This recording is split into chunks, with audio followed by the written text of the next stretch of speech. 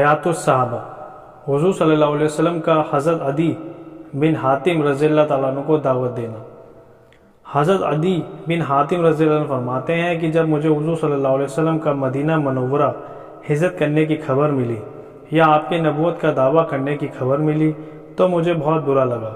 چنانچہ میں اپنے وطن سے نکل کر روم کی اور چل گیا، اور کچھ روایتوں میں ہے کہ میں کیسر کے پاس چلا گیا، اور میرا یہ روم میں آ کر کیسر کے پاس چلے جانا مجھے حضور صلی اللہ علیہ وسلم کی ہجرت فرمانے سے بھی اور زیادہ برا لگا، اور میں نے اپنے دل میں کہا مجھے اس آدمی کے پاس جانا چاہیے، اگر وہ جھوٹا ہوگا تو میرا نقصان نہیں کرے گا، اگر سچا ہوگا تو مجھے پتہ چل جائے گا۔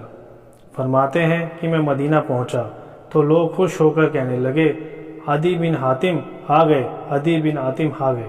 چنانچہ میں حضور صلی اللہ علیہ وسلم کی خدمت میں حاضر ہوا۔ آپ نے مجھ سے 3 بار فرمایا اے عدی بن حاتم، مسلمان ہو جاؤ، سلامتی پاؤ گے۔ میں نے کہا میں خود ایک دین پہ چل رہا ہوں۔ حضور صلی اللہ علیہ وسلم نے فرمایا میں تمہارے دین کو تم سے زیادہ جانتا ہوں۔ میں نے حیران ہو کر کہا آپ میرے دین کو مجھ سے زیادہ جانتے ہیں؟ آپ نے فرمایا ہاں، کیا تم فرقہ حکیسیہ میں سے نہیں ہو؟ یہ عیسائیوں اور صابیوں کا بیچ کا فرقہ ہے، اور تم اپنی قوم کا 1/4 مال غنیمت کھا جاتے ہو۔ میں نے کہا جی ہاں۔ آپ نے فرمایا حالانکہ تمہارے لیے تمہارے دین میں حلال نہیں ہے۔ میں نے کہا جی ہاں، حلال نہیں ہے۔ حضور صلی اللہ علیہ وسلم نے اتنی ہی بات کہی تھی، میں آپ کی بات کے سامنے جھک گیا۔ حضور صلی اللہ علیہ وسلم نے فرمایا سنو، میں اس بات کو بھی خوب جانتا ہوں جو تمہیں اسلام سے روک رہی ہے۔ تم یہ کہتے ہو کہ ان کے پیچھے چلنے والے تو کمزور قسم کے لوگ ہیں جن کے پاس کوئی طاقت نہیں، تمام عرب نے ان کو الگ پھینک رکھا ہے، یا تمام عرب نے ان کو نشانہ بنا رکھا ہے۔ کیا تم ہیرا شہر کو جانتے ہو؟ میں نے کہا اسے دیکھا تو نہیں ہے، البتہ اس کا نام ضرور سنا ہے۔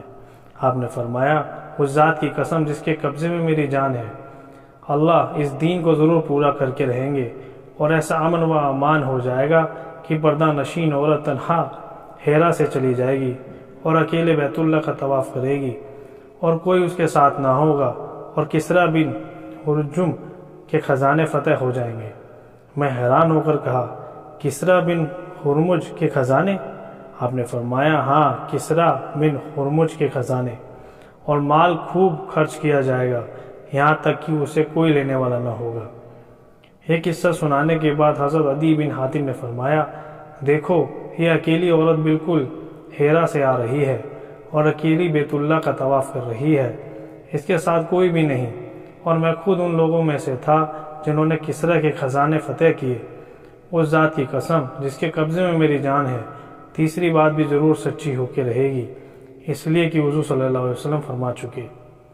حضرت عدی بن حاتم رضی اللہ عنہ فرماتے ہیں ہم لوگ اقرب جگہ پر تھے، حضور صلی اللہ علیہ وسلم کا بھیجا ہوا گھوڑ سواروں کا ایک دستہ آیا تو میری کوفی اور کچھ لوگوں کی گرفتاری کر کے لے گیا، حضور صلی اللہ علیہ وسلم کی خدمت میں پیش کر دیا گیا۔ جب یہ سب آپ کے سامنے ایک پنکتی میں کھڑے کیے گئے تو میری کوفی نے عرض کیا اے اللہ کے رسول، میرا مددگار نمائندہ الگ ہو گیا، مجھ سے کوئی سیوا بھی نہیں ہو سکتی، آپ مجھ پر احسان کیجئے، اللہ آپ پر احسان کرے گا۔ آپ صلی اللہ علیہ وسلم نے فرمایا تمہارا مددگار نمائندہ کون ہے؟ کوفی نے کہا عدی بن حاتم۔ آپ نے فرمایا وہی جو اللہ اور اللہ کے رسول سے بھاگا ہوا ہے۔ کوفی نے فرمایا آپ نے مجھ پر احسان فرما دیا۔ جب آپ واپس جانے لگے تو ایک آدمی آپ کے ساتھ تھا، میرا خیال یہ ہے کہ وہ حضرت علی تھے۔ انہوں نے کوفی سے کہا حضور صلی اللہ علیہ وسلم سے سواری مانگ لو۔ کوفی نے حضور صلی اللہ علیہ وسلم سے سواری مانگی۔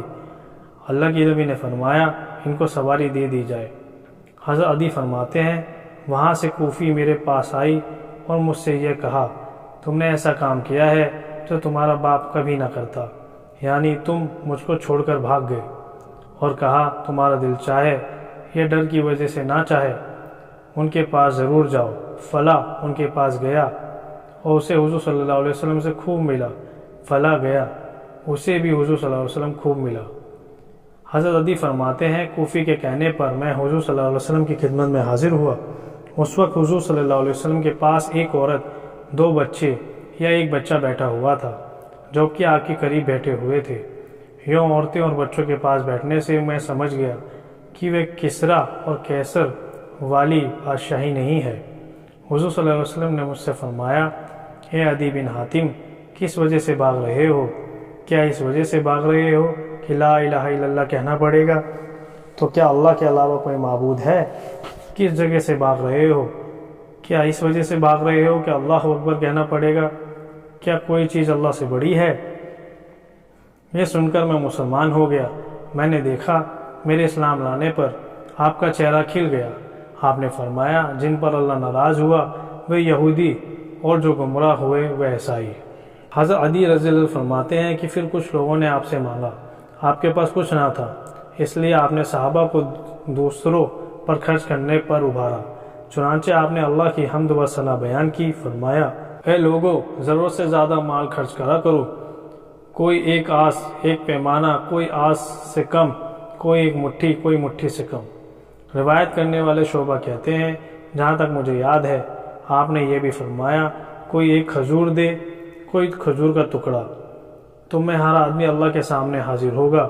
اللہ اس سے یہ پوچھیں گے جو تمہیں بتا رہا ہوں، کیا میں نے تمہیں دیکھنے اور سننے کی نعمت نہیں دی تھی؟ کیا میں نے تمہیں مال اور اولاد نہیں دی تھی؟ تم نے آگے کے لیے کیا بھیجا ہے؟ یہ سن کر آدمی آگے پیچھے دائیں بائیں دیکھنے لگیں گے لیکن کچھ نہ پائیں گے۔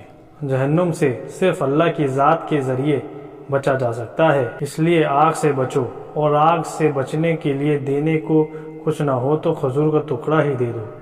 اگر کھجور کا ٹکڑا بھی نہ ہو تو نرم بات ہی کہہ دیا کرو، مجھے تم پر بھکمری کا ڈر نہیں ہے، اللہ تمہاری ضرور مدد کریں گے، تمہیں بہت زیادہ دیں گے، بہت زیادہ جیت دیں گے، یہاں تک کہ پردہ نشین عورت اکیلی ہیرا اور یثرب کے بیچ یا اس سے بھی زیادہ لمبا سفر کیا کرے گی اور اسے چوری کا ڈر نہ ہوگا۔